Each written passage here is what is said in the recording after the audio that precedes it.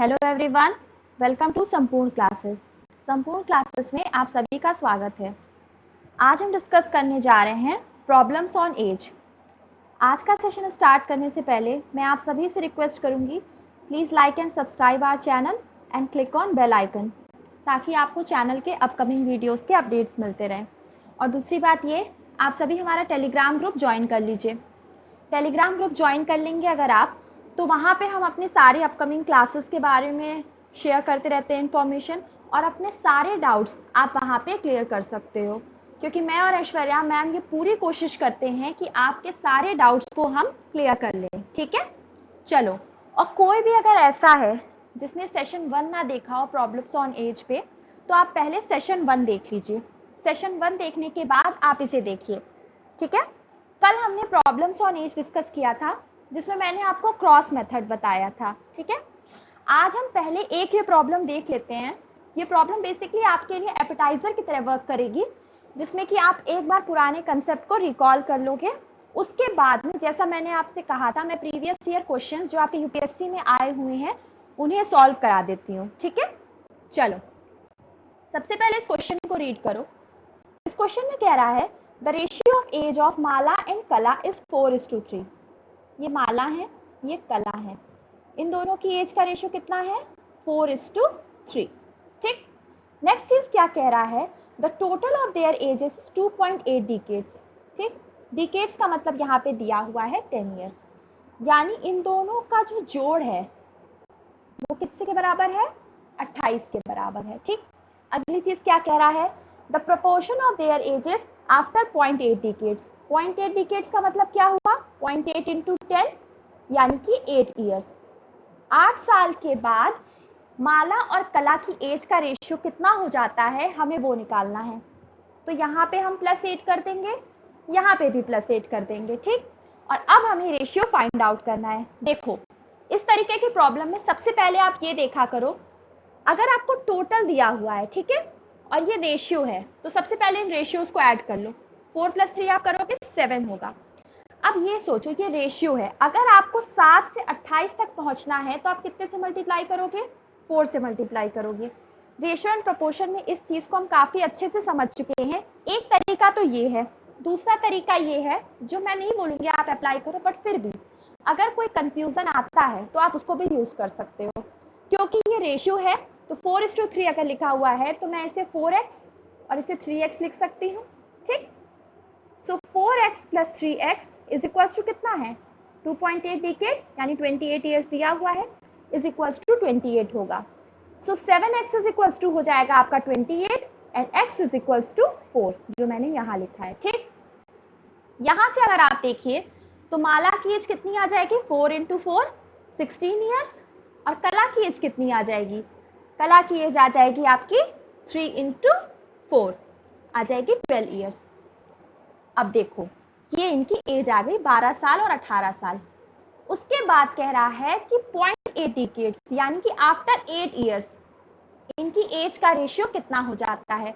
तो मैं इसमें +8 कर दूं, इसमें +8 कर दूं, यहाँ मुझे मिल जाएगा 24 और यहाँ मुझे मिल जाएगा 20। तो रेशियो कितना फॉर्म हो गया आपका? 24:20, यानी रेशियो हो गया 6:5।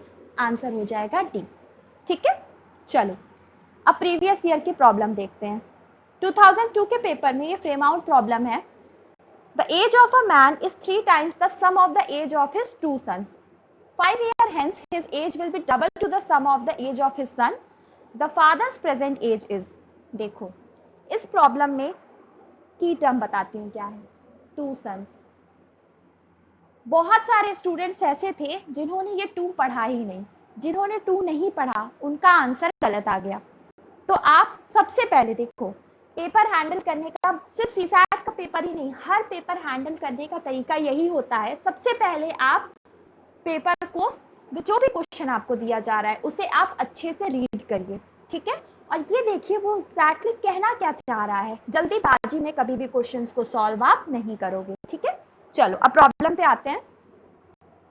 ये मैन है और ये इसके 2 बेटे हैं। ठीक है, यहाँ लिख दे रही हूँ मैं 2 sons। ठीक, बोल रहा है थ्राइस बोल रहा है, यानी कि 3:1 रेशियो हो जाएगा। उसके बाद कहता है 5 साल के बाद, 5 साल के बाद ये जो रेशियो होता है वो डबल हो जाता है, 2:1 हो जाता है। अब देखो 5 साल के बाद की बात कर रहा है तो मैं यहाँ लिखूंगी +5, लेकिन यहाँ पे मैं +5 नहीं लिखूंगी, +10 लिखूंगी, क्योंकि यहाँ 2 बेटे हैं। तुम खुद सोचो, अगर आपकी एज इस टाइम 20 साल है, ठीक है, और आपकी बहन की एज मान लीजिए 25 साल है, तो 5 साल के बाद इसकी भी एज 5 साल बढ़ेगी, मतलब आपकी भी एज 5 साल बढ़ेगी और आपकी बहन की भी एज 5 साल बढ़ेगी। तो टोटल अगर देखा जाए तो कितने साल बढ़ गए? 10 साल। तो यहाँ आप लिखोगे +10, ठीक है। फिर वही अपना पुराना क्रॉस मेथड हम अप्लाई करेंगे। सिंपली क्रॉस मेथड में फिर से रिकॉल कर लो, क्रॉस मेथड में क्या होता था, सबसे पहले हम रेशियो का क्रॉस करा देते हैं।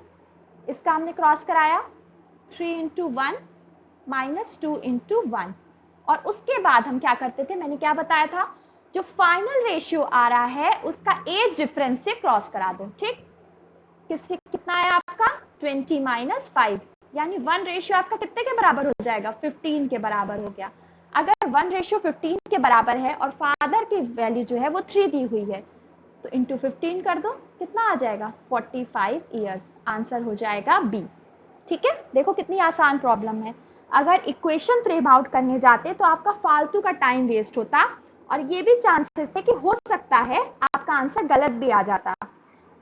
इस मेथड में आपका कोई भी क्वेश्चन गलत नहीं होगा, ठीक है। चलो नेक्स्ट प्रॉब्लम देखो, ये 2001 के पेपर में फ्रेम आउट प्रॉब्लम है।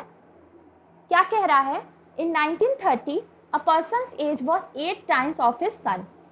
ये 1930 है, ठीक, ये पर्सन है और ये उसका सन है। इनके बीच में रेशियो कितने का हो जाएगा, 8:1 का हो जाएगा। फिर क्या कह रहा है, in 1938 father's age become 10 times his son's age, 10:1 हो जाता है। लेकिन यहाँ देखो 1930 बोल रहा है, 1938 नहीं बोल रहा है, तो यानी कि फादर की एज में 8 साल का परिवर्तन आएगा, लेकिन सन की एज में कोई परिवर्तन नहीं हम करेंगे, क्योंकि हम ये कह रहे हैं कि जो फादर हैं उनकी उम्र 8 साल के बाद उनका जो बेटे की 1930 में उम्र है उसकी 10 गुनी होती है। तो यहाँ हम क्या लिखेंगे, +0 लिखेंगे।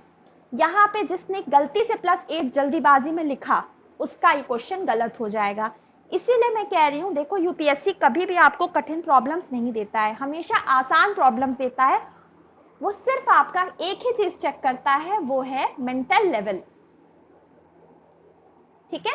सिर्फ और सिर्फ वो आपका मेंटल लेवल चेक करेगा, वो आपको कभी भी डिफिकल्ट प्रॉब्लम्स नहीं देगा, सिर्फ ऐसी प्रॉब्लम्स देगा जिसमें कि आप उलझ जाओ, ठीक है। तो इसलिए हमेशा इसे ध्यान से पढ़ना। इसमें की टर्म है 1930, ठीक।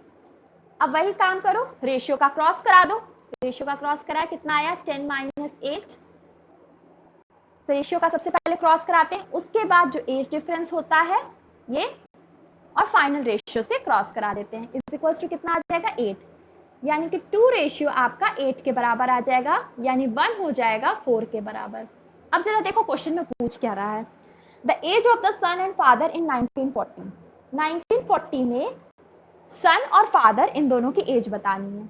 ये 8 है, इसे 4 से मल्टीप्लाई कर दो, ये 1 है, इसे 4 से मल्टीप्लाई कर दो, कितनी एज आ गई 32 आ गई और 4 आ गई। लेकिन ये किस सन में थी, ये 1930 में एज है, ये कोई पर्सन है, ये उसका सन है।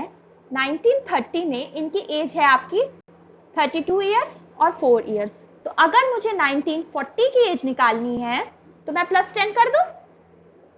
अगर मैं +10 कर दूंगी तो एज कितनी आ जाएगी 42 ईयर्स और 14 ईयर्स। आंसर हो जाएगा सी, ठीक है। कोई प्रॉब्लम अगर आपको इसमें आती है, इस कंसेप्ट को समझने में कोई छोटी से छोटी भी दिक्कत आ रही है, तो आप एक काम करिएगा, टेलीग्राम पे मुझे मैसेज कर दीजिएगा। हमारा ग्रुप है, ग्रुप का लिंक आपको चैनल के डिस्क्रिप्शन बॉक्स में मिल जाएगा, ठीक है। मैं बार बार टेलीग्राम ग्रुप ज्वाइन करने के लिए इसलिए कह रही हूँ क्योंकि वहां पे आपको हमारी सारी क्लासेस के अपडेट्स मिलते रहेंगे, लाइव सेशंस भी हम लेते हैं, उन लाइव सेशन के बारे में भी हम सारी इंफॉर्मेशन वहीं पे शेयर करते हैं, ठीक है। चलो नेक्स्ट प्रॉब्लम देखो, क्वेश्चन नंबर 9। क्वेश्चन नंबर 9 यहाँ पे सॉल्व कराने का मेन रीजन ये है, सेम पैटर्न का क्वेश्चन प्रीवियस ईयर में पूछा हुआ है। पहले इसे करो, इसे समझो, उसके बाद प्रीवियस ईयर की प्रॉब्लम करेंगे, इससे कॉन्फिडेंस आएगा। इसे पढ़ो। Ayush was born 2 years after his father's marriage. ठीक है। His mother is 5 years younger than his father, but 20 years older than Ayush, who is 10 years old. At what age did the father get married? देखो, इस तरीके की problems में students बहुत confuse होते हैं। इसको करने का सीधा तरीका है, आप फ्लो डायग्राम बना लो, इंसिडेंसेस हैं उनको रिलेट करो। सबसे पहले ये है आयुष के फादर और मदर, ठीक, इनकी शादी हो गई, ठीक। 2 साल के बाद आयुष वॉज बॉर्न, ये है आयुष, ठीक। उसकी एज इस समय कितनी है? 10 साल है। अब स्टेटमेंट्स पे आओ। आयुष की मदर उससे 20 साल बड़ी है, यानी कि मदर की एज कितनी हो जाएगी? 10 + 20 30 इयर्स हो जाएगी। उसके बाद फादर के बारे में कह रहा है कि his mother is 5 years younger than his father, यानी कि फादर की एज कितनी हो जाएगी? +5 कर दोगे 35 हो जाएगी, ठीक। अब जरा ये ध्यान दो, पूछ रहा है कि फादर की मैरिज कितने साल पे हुई, ठीक है। 35 इयर्स उनकी प्रेजेंट एज है, ठीक है। अब देखो स्टूडेंट्स, पता है यहाँ पे गलती क्या करते हैं स्टूडेंट्स? यहाँ पे गलती ये करते हैं, प्रेजेंट एज तो वो तक से ही निकालते हैं कि फादर की प्रेजेंट एज आ गई आपके 35 इयर्स, और इसमें से माइनस बस इस बेटे की एज 10 इयर्स कर देते हैं। ये 2 साल हमेशा भूल जाते हैं, तो आपको इन 2 साल को भी माइनस करना है, हमेशा याद रखो। देखो ये फ्लो डायग्राम बनाने का मेन रीजन ही यही है कि आपका कोई भी पॉइंट मिस ना होने पाए। सबसे पहले उसके फादर मदर की शादी हुई, उसके बाद में after 2 years Ayush was born, there after अब उसकी एज है 10 साल। तो ये 10 साल और ये जो 2 साल थे, इन दोनों को आप ऐड करोगे, माइनस करना आप 12, कितना आंसर आ जाएगा आपका? 23। आंसर हो जाएगा आपका सी। अगर आप इस 2 को छोड़ देते तो भी देखो ऑप्शन में आपको आंसर मिलेगा। आप सिर्फ 35 - 10 करते 25, आपको आंसर ए लगता, बट वो गलत होता। इसलिए इस तरीके की प्रॉब्लम्स में आप बहुत ध्यान देंगे कि कोई भी कंफ्यूजन ना क्रिएट होने पाए, ठीक है। चलो बहुत बढ़िया। अब ये देखो, सेम पैटर्न की प्रॉब्लम 2019 के पेपर में पूछी हुई है, इसे जरा ध्यान से देखो। क्वेश्चन में क्या कह रहा है? सेम पैटर्न है, जो वो आयुष वाली प्रॉब्लम थी सेम है, बस थोड़ा बहुत डेटा का फर्क है। Ina was born 4 years after his parents' marriage. Her mother is 3 years younger than his father and 24 years older than Ina, who is 13 years old. At what age did Ina's father get married? ये father है, ये mother है। 4 साल के बाद एना was born, ठीक, ये आपकी एना हो गई, ठीक। उसके बाद इनके प्रेजेंट एज कितनी है? 24 ईयर्स है, ठीक है। मदर के बाद 13 ईयर्स है, हाँ, प्रेजेंट एज की 13 ईयर्स है। मदर के बारे में क्या बोल रहा है? She is 24 years older than Anna. Mother की एज इना की एज से 24 साल ज्यादा है, यानी कि 24 + 13 कर दो, कितना आ जाएगा? 37 हो जाएगी मदर की एज, ठीक। उसके बाद क्या कह रहा है? Her mother is 3 years younger than his father, ठीक है। और फादर की एज कितनी हो जाएगी? मदर की एज से 3 ज्यादा, यानी कि 37 + 3 हो जाएगी 40 इयर्स, ठीक। अब बोल क्या रहा है? आपको फाइंड आउट करना है कि एट व्हाट एज एनाज फादर गेट मैरिड, ठीक। सिंपली ये 40 जो आया है, इसमें से ये 13 + 4 17 को माइनस कर दो, कितना आ जाएगा? 23 इयर्स। आंसर हो जाएगा बी। देखो कितनी आसान प्रॉब्लम है, इस प्रॉब्लम में कुछ भी नहीं करना है आपको, बहुत ही आसान प्रॉब्लम है, ठीक है। कोई डाउट आएगा तो उसे टेलीग्राम पे बिना किसी हेजिटेशन के आप डिस्कस करेंगे, ठीक है। बहुत बढ़िया। चलो क्वेश्चन नंबर 11 देखो। In 2002, Minu's age was 1/3 to the age of Meera, whereas in 2010, Minu's age was half the age of Meera. What is Minu's year of birth? Question को फिर से देखो, जो जो कह रहा है नोट करते चलो। ये 2002 की बात है, ये है आपकी मीनू और ये है मीरा। एज क्या है? 1/3:1, जिसको मैं रेशियो में सिंप्लीफाइड वे में लिख सकती हूँ 1:3, ठीक। 2010 की अगर मैं बात करूं तो एज हो जाती है हाफ, 1/2:1। अब कितना रेशियो फॉर्म हो जाएगा सिंप्लीफाइड वे में, 1:2। ठीक है, अब देखो दोनों के बीच में डिफरेंस कितने साल का आया, 2010 से 2002, 8 साल का आया, +8 वही पुराना रेशियो का क्रॉस मेथड। सबसे पहले रेशियो का क्रॉस कराओ, 3 - 2 इक्वल्स हो जाएगा, ये जो भी एज डिफरेंस है उसका फाइनल रेशियो से क्रॉस करा दो, कितना आ जाएगा 8, यानी 1 रेशियो आपका 8 के बराबर हो जाएगा। अगर 1 रेशियो आपका 8 के बराबर है तो अब हमें मीनू की एज देखनी है। ठीक है, मीनू की एज यहां से कितनी आ जाएगी, 8 साल आ जाएगी। ठीक है, अब देखो 2002 में उसकी एज थी 8 साल। अगर 2002 में उसकी एज 8 साल थी तो मुझे अगर ये निकालना है कि उसका डीओबी कितनी है, डेट उसका मतलब ईयर ऑफ बर्थ कौन सा है, तो मैं कैसे निकालूंगी, 2002 में से 8 को माइनस कर दूंगी। ठीक है, कितना आ जाएगा आपका 1994, आंसर हो जाएगा बी। ठीक है, देखो इसमें कोई कंफ्यूजन तो नहीं है ना कि मैंने 8 से माइनस क्यों किया। देखो अगर आज की डेट में 2020 है, ठीक है, मेरी एज मान लो 25 साल है। ठीक है, तो अगर किसी को ये पता करना है कि मेरी ईयर ऑफ बर्थ कितना है, कि मैं किस ईयर में मेरा जन्म हुआ, तो मैं 25 से घटा दूं, पता चल जाएगा। ठीक है, बस यही सेम कंसेप्ट है, सिंपली आप माइनस कर दोगे आपको आंसर मिल जाएगा। ठीक है, यहाँ पे आपकी प्रॉब्लम्स ऑन एज का पूरा कंसेप्ट खत्म होता है। छोटा सा कंसेप्ट है लेकिन बहुत हेल्पफुल है आपके लिए, ये यहाँ पे खत्म होता है। अगर इसमें कोई भी डाउट्स आते हैं तो वो आप मुझसे टेलीग्राम पे डिस्कस कीजिए, and please like and subscribe our channel and click on bell icon. ठीक है, चलो अब आज का सेशन मैं यहीं एंड करूंगी। ठीक है, चलिए फिर बाय बाय।